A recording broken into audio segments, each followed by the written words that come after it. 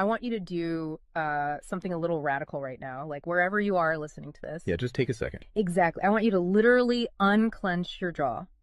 Just let it go. Drop your shoulders. Most of us don't even realize we're tensing up, you know? Right. And look, I don't care if you just finished, a grueling 12-hour shift on the hospital ward, or if you just stepped off a loud, dusty job site. Or even if you're just mentally exhausted from staring at screens all day long. Leave it at the door. It's over. You are officially entering quiet mode. So just take a deep breath. That's the baseline we need for this. It really is. And now I want you to look at the phone sitting next to you, or maybe the smartwatch on your wrist. Every single time that screen lights up, every time it buzzes, it steals exactly 23 minutes of your life. Welcome to the deep dive. It really is a staggering number to confront when you put it like that. 23 minutes Yeah. from one buzz. Yeah, because we tend to measure interruptions in like the seconds it takes to glance at a screen, right? Whoa! We completely ignore the massive cognitive debt we incur the moment we look away from our deep work. And that cognitive debt, that is exactly the central target of our mission today. Okay, let's unpack this. We are exploring The Sovereign Architect's Guide by Chillstar 08. Specifically, episode 6, which is titled Deep Work Dynamo, How to Finish Your Week in 4 Hours. Right. And if you remember in our last deep dive, we talked about installing drawing those boundaries and reclaiming your personal space. But clearing the space is just step one. It actually reveals a much deeper, much more intimidating problem. Yeah, the void. What are we actually supposed to be building in that silence we just fought for? Because if we don't have a blueprint, the noise of the world is just going to rush right back in to fill it. Oh, for sure. We have this natural horror of a vacuum. The second our schedule opens up even slightly, our instinct is to pack it with activity. We just have to be doing something constantly. Exactly. We are culturally conditioned to equate motion with progress. Yeah. But Chillstar 08 introduces a really brilliant distinction here. She talks about the trap of idling. I love this concept so much. Think about a car engine, right? Mm-hmm. The engine is running, the pistons are firing, it's burning through all this expensive fuel, making a ton of noise and vibration. But the car is in park. Yes, it isn't going anywhere, and that is what most of our daily quote-unquote busyness looks like. We feel incredibly productive because we are in constant motion. Right. You check a text message while you're sitting at a stoplight. Or you answer a quick email while walking from your car to the front door. You stare at a spreadsheet on your laptop while, your family dinner is sitting right in front of you, literally getting cold. And that right there is the illusion of productivity. You end your day feeling physically and mentally depleted because you were constantly doing something. So you didn't actually do anything that matters. Exactly. If you step back and evaluate your legacy, the deep, meaningful work, the art, the business strategy, the relationships. Right, the relationships that actually move your life forward. None of it progressed. You spent 8 hours idling. You were everywhere, which means you were truly nowhere. Man, that hits hard. And this brings us back to that terrifying 23-minute statistic from the research she cites. I don't want to just gloss over this. No, we definitely shouldn't. Because understanding the mechanism behind it is crucial. Why does a 5-second distraction cost us almost half an hour? It basically comes down to how our prefrontal cortex manages working memory. Your brain is not a computer processor that can just run multiple applications in parallel. Right. We can't actually multitask. Exactly. When you are doing deep work, say writing a complex proposal, your brain loads this massive fragile web of context into your working memory. Like holding all the pieces of a puzzle in your hands at once. Yes. You are holding multiple variables, ideas, tones all at once. So when your phone buzzes and you glance at a text from your partner asking about groceries, your brain is forced to execute a context switch. So it has to dump all the proposal data just to load the grocery data. It literally flushes the working memory buffer, yeah. It has to process the new rules and the emotions associated with that text message. Wow. And then when you turn back to the proposal, you cannot just pick up where you left off. Your brain has to laboriously rebuild that entire web of context from scratch. Oh, I hate that feeling. Were you just staring at the screen like, what was I even saying? Right. It has to retrieve the thread of your argument. Remember the tone you were using, recall the variables. That rebuilding process takes an average of 23 minutes of cognitive effort, And it burns a ton of energy doing that, right? massive amounts of glucose. That explains so much. I mean, that is why people hit 5 p.m. and feel physically exhausted, almost sick to their stomachs. Even if they've just been sitting in a really nice ergonomic chair all day. Exactly. They haven't been doing deep work. They've been doing cognitive gymnastics, just constantly flushing and reloading their working memory. They are burning fuel just to stay in park. So, okay, let me bring in what I like to call the transformer concept here. Because our focus is like an electrical grid. If you have, 50 browser tabs open, you are leaking energy as raw, unusable heat rather than concentrated light. That's a great way to look at it. So if we are all acting like our focus is this cheap renewable resource, how do we stop being what Chillstar '08 calls a subject to the pings of the world? I mean, how do we actually become the architect of our attention? Well, what's fascinating here is how she frames the philosophical shift we need. She says utility does not equal value. Oh, say that again. Utility does not equal value. Right. In the modern workforce, we have been completely conditioned to believe that being constantly available makes us valuable. Like if you answer a Slack message in 3 seconds, you're the hero. Exactly. You are praised as a good worker. Or if you jump on a Zoom call with like 5 minutes notice, you're a team player. But that is just utility. I mean, being highly available makes you a commodity. You're like a human router just passing information back and forth. And routers are easily replaced. True sovereignty, true value comes from being impactful. You simply cannot make a deep, lasting impact if your attention is constantly fractured by the agendas of other people. Yeah, when you operate like that human router, you are spending your finite, precious Mondays executing someone else's script. You're a subject to the pings of the world. Okay, so we know the biology of why this destroys our focus, and we understand the philosophical trap of, trying to be too available.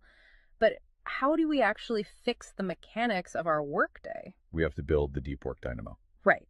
So think of your attention like water pressure. If you poke 50 tiny holes in a garden hose, open browser tabs, email notifications, group chats. The water just trickles at the end. Exactly. You cannot wash a car with a trickle. You're just making the driveway wet. That's true. So the Dynamo Audit she lays out, it's about putting a high pressure nozzle on that hose. It narrows the opening to create a stream powerful enough to actually blast through the dirt. And the first step in that audit is auditing the physical environment itself. She calls it analyzing your signal to noise ratio. Okay, so visualize your workspace right now. She asks you to determine if it is a sanctuary or a transit hub. Let's be honest. Most of us are operating in transit hubs. A transit hub is a place of constant arrival and departure. People walking by, announcements over the loudspeaker, just a blur of motion. Yeah, and you can't build a legacy in a train station. But we need to push past the basic phones are distracting advice, right? Because our listeners already know that. Oh, absolutely. Chillstar '08's rule is much more brutal than that. She says if the phone is even sitting on your desk, even face down, it is acting as a parasite on your cognitive grid. A parasite, just by being in the room. The research supports this entirely, by the way. The mere presence of a smartphone in your visual field, even if it is completely powered off, measurably reduces your cognitive capacity. Because your brain is having to actively expend energy to ignore it, right? Exactly. It is running a background process that just keeps saying, don't check the phone, don't check the phone. That is energy being actively stolen from your primary task. So sovereignty literally begins the moment you physically remove the device from the room, put it in a drawer down the hall. Close the door. Make the physical environment quiet. But okay, let's say you've done that. That doesn't stop your own brain from creating internal noise, right? Like trying to juggle 5 projects at once. How do we fix the internal wiring? That brings us to the second pillar of the audit, which is the batch wiring rule. This directly addresses the danger of switching fatigue, which we touched on with that 23-minute penalty. Right, the cognitive glucose burn. Yeah. When we attempt to multitask, like writing a creative brief, then pausing to check inventory levels, then answering 3 customer service emails. And then trying to go back to the brief. Right. We are grinding our mental gears to dust. We are switching between entirely different cognitive states. Because creative writing uses a completely different part of the brain than calculating inventory, obviously. They require entirely different operating frequencies. So the batch wiring rule dictates that you must group similar tasks together based on their cognitive load. Okay. And you do not switch the current until that specific type of work is completely done. You do all your deep analytical thinking in one high voltage burst. And then you save all your reactive administrative stuff for a separate lower voltage block later in the day. Precisely. It's all about staying in one gear. Like if you are driving up a really steep hill, you don't constantly shift between first gear and fifth gear. You lock into the gear that provides the right torque and you just ride it out. That's a perfect analogy. But okay, here's where it gets really interesting.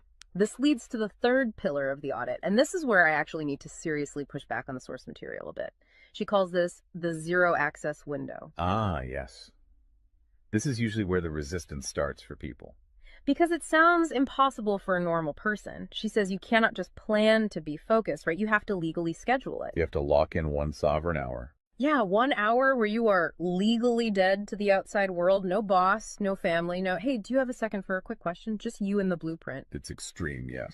But let's do a reality check here. I mean, I see how that works for a solo digital entrepreneur or a freelance writer, but what about someone whose literal job description is to be available? Right, like an IT support specialist. Or a floor manager, or a nurse on a ward, or even, a parent at home with a toddler. How do they justify just vanishing? It feels like this advice only applies to a very specific, privileged type of worker. That is the most common and, frankly, the most valid hurdle to this entire system. But we really have to look at how the principle scales, and we have to look at the internal psychology of the worker. Okay, walk me through that. First, let's address the context of Chillstar '08's own life. She is not some solitary monk living on a mountain. She is a wife, a mother, and a grandmother. Oh, wow. Okay. Yeah, and she runs a luxury travel agency and a digital marketing business. Her entire professional and personal life is built around communication and client management. She probably receives hundreds of legitimate demands on her attention every single day. So she is really in the thick of it. She isn't just speaking from some ivory tower. Far from it. She implements the zero access window because of those demands, not in spite of them.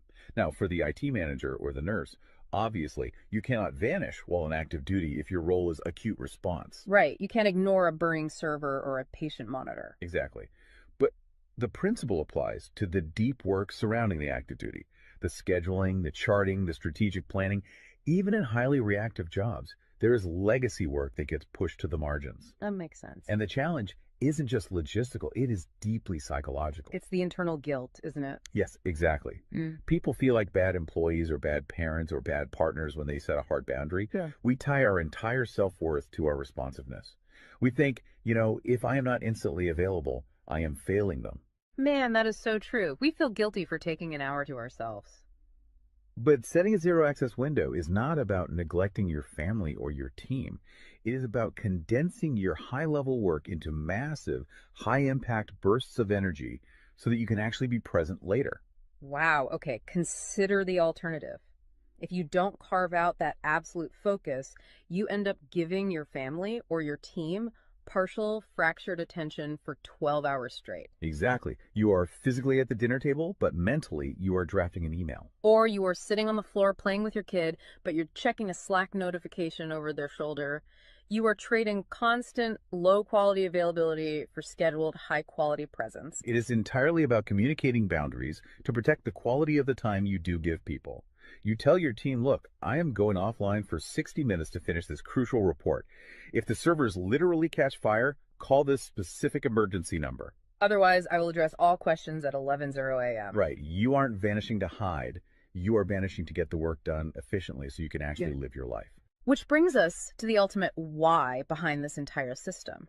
Because once you fight through that guilt, once you build this 4-hour fortress, you have to know what it is all for. It's not just about becoming a hyper-efficient robot. No, because if you use these tools just to do more of your boss's busy work or to take on 3 more stressful projects, you have entirely missed the point. You are just speeding up the treadmill. If we connect this to the bigger picture, the destination we are driving toward is a concept she calls passive magnetism. Okay, break down passive magnetism for us, because it sounds a bit abstract. Think of it as the gravity your work generates when it is undeniably good. Most people operate with active desperation. They are loudly networking, constantly posting, aggressively chasing clients or promotions. Just relying on sheer volume to get noticed. Right. Passive magnetism is the exact opposite. It is the ability to attract results, clients, wealth, legacy, or respect through the undeniable quality of your deep work. Because you actually took the time to build something substantial rather than just talking about building it. Yes, when you engage the deep work dynamo, you produce work so concentrated and so valuable that it acts as a magnet. You don't have to chase the market comes to you. And the ultimate prize of achieving that passive magnetism isn't just more work. The prize is time. Time is the ultimate currency. The dream of the sovereign architect is to finish an entire week's worth of business output in just 4 hours. You do this high voltage work often while the rest of the world is literally still hitting the snooze button. You free up the remaining hours so you can go be a traveler, so you can be a creative. So you can be a fully engaged grandparent like Chillstar 08. Exactly. She frames it beautifully in the source text. She says, we wire for silent so we can live in volume. Oh, I love that. We embrace the discipline of the quiet fortress so that our actual lives can be loud, vibrant, and fully experienced. We are finally taking control of the dial. But, making that shift from a frantic, reactive employee to a calm, sovereign creator requires a massive shift in identity. You have to tune your mind before you sit down to do the work. It is really difficult to just sit down at a desk and instantly command your brain to perform deep work, right? Especially if you've spent the last hour navigating traffic and listening to the news. You need a transition ritual to cross that threshold. And Chillstar 08 provides something for this transition called the Chillstar's Creed. It is designed to be a grounding frequency. It really centers you. Yeah, so I want you, the listener, to use this. I want you to imagine a slow, steady heartbeat in the background. Just a deep, resonant 528 hertz frequency. Just let the frequency of these words settle into your mind before you initiate your deep work. Ready? Take it in. I am grounded in peace. I am reaching for my stars. My light is my own. I am a star and I will shine bright. I will reach for the sky. I release what was. I embrace what is becoming. Using a creed like that is just such a powerful behavioral trigger. It really shifts your state. When you speak those words, even just internally, you are consciously reminding yourself that your light, your focus, your energy is your own. It does not belong to your inbox. This does not belong to the algorithm. Right. You are releasing the frantic energy of the morning and embracing the sovereign focus of the architect. So we always want to translate this high-level theory into ground-level reality for you. We don't want you to just listen to this and go right back to idling. Definitely not. Here's your 1% install. This is your micro-win to take action on this deep dive immediately. Tomorrow morning, before the world starts demanding your attention, before you check a single news site or open your email, I want you to set a timer for exactly 60 minutes. Put your phone in another room entirely. Yes, physical distance. Do not open any extra browser tabs. Pick one legacy task, just one, and flip the switch on your very first sovereign hour. And be prepared for it to feel incredibly uncomfortable at first. Your brain will crave the dopamine hit of a notification. Oh, you will feel an almost physical itch to check your messages. But if you can sit in that silence, if you can endure that initial friction, you will watch the dynamo start to spin. You will enter that flow state, and the old blueprints of hustling and grinding will be completely burned away. And look, if you want the actual templates to automate this piece, the specific tools and step-by-step guides to build the system out completely and protect your location-independent freedom, you can join the Sovereign Fortress on the Chillstar 08 school community. All the blueprints are there waiting for you. They really are. As we wrap up this deep dive, I want to leave you with one final thought to explore on your own. We have spent this entire session talking about the mechanics of work. We've talked about condensing your week's output into just 4 hours of pure, undistracted focus. But if you actually achieve that, you're going to be faced with a beautiful, kind of terrifying question. What's that? Who are you going to become in the remaining 164 hours of your week?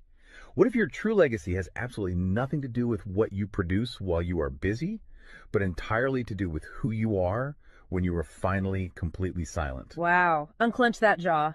Drop those shoulders. Step into the quiet. Go be great and flip the switch. We'll see you on the next deep dive.